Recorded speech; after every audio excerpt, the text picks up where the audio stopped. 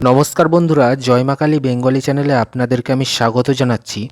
আজকের ভিডিওতে আমরা আলোচনা করব তন্ত্র ও জ্যোতিষশাস্ত্রে অত্যন্ত রহস্যময় একটি উদ্ভিদ বিশল্যকরণী গাছ এবং বিশেষ করে এর শিকড় ব্যবহারের সম্পর্কে। রামায়ণে বলা হয়, লক্ষ্মণ যখন শক্তিশালে অচেতন হয়েছিলেন তখন হনুমান যে পর্বত থেকে ঔষধি নিয়ে এসেছিলেন তার মধ্যে বিশল্যকরণী অন্যতম। সেই থেকেই এই গাছকে অলৌকিক শক্তি সম্পন্ন বলে মনে করা হয়। তন্ত্রশাস্ত্রে বিশল্যকরণীর শিকড়কে শুভ শক্তির প্রতীক হিসেবে ধরা হয়।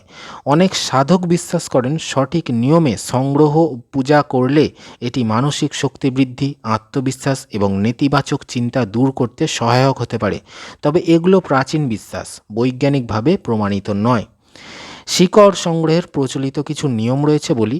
তান্ত্রিক প্রথায় বলা হয় রবিবার, বৃহস্পতিবার বা শুভ তিথিতে শিকড় সংগ্রহ করা উত্তম। সূর্যোদয়ের আগে বা ব্রহ্ম মুহূর্তে সংগ্রহ করা হয়। গাছের কাছে প্রণাম করে অনুমতি চাওয়ার রীতি আছে। লোহার বদলে কাঠের বা বাঁশের সরঞ্জাম ব্যবহারের কথাও কিন্তু গ্রন্থে উল্লেখ আছে। শিকড়ের পুজো। এবার শিকড়ের পুজো কি রয়েছে? সংগ্রহের পরে শিকড় পরিষ্কার করে হলুদ, চন্দন, ধূপ ও প্রদীপ দিয়ে পূজা করা হয়। এরপর লাল বা হলুদ কাপড়ে জড়িয়ে রাখা হয়। প্রচলিত তান্ত্রিক ব্যবহার কি রয়েছে? প্রাচীন তান্ত্রিক বিশ্বাস অনুযায়ী অশুভ শক্তি থেকে রক্ষার জন্য অনেকে শিকড় তাবিজে ধারণ করতেন। মানসিক স্থিরতার জন্য ধ্যান বা জপের সময় পাশে রাখা হতো। ব্যবসায় শুভ লাভের উদ্দেশ্যে দোকানের পূজাস্থানে সংরক্ষণ করার প্রথা কিছু অঞ্চলে আছে। গৃহশান্তির জন্য গৃহদেবতার কাছে রেখে পূজা করা হয়। আধ্যাত্মিক সাধনায় অনেক সাধক এটিকে ধ্যানের উপকরণ হিসেবে ব্যবহার করতেন। এবার জানব প্রচলিত কিছু মন্ত্র। বিশল্যকরণীর জন্য সর্বজন স্বীকৃত কোনো একক মন্ত্র তান্ত্রিক মতে নেই, তবে কিছু সাধনায় নিম্নলিখিত দেবী মন্ত্র বা শিব মন্ত্র জপ করা হয়, যেমন ওং হ্রিং শ্রীং ক্রিং নমঃ অথবা ওং নমঃ শিবায়। প্রচলিত নিয়মে 108 বার জপ করার কথা বলা হয়। এটি একটি ধর্মীয় অনুশীলন, এর ফলাফল সম্পর্কে নিশ্চিত দাবি করা যায় না। এবার জানব জ্যোতিষ মতে।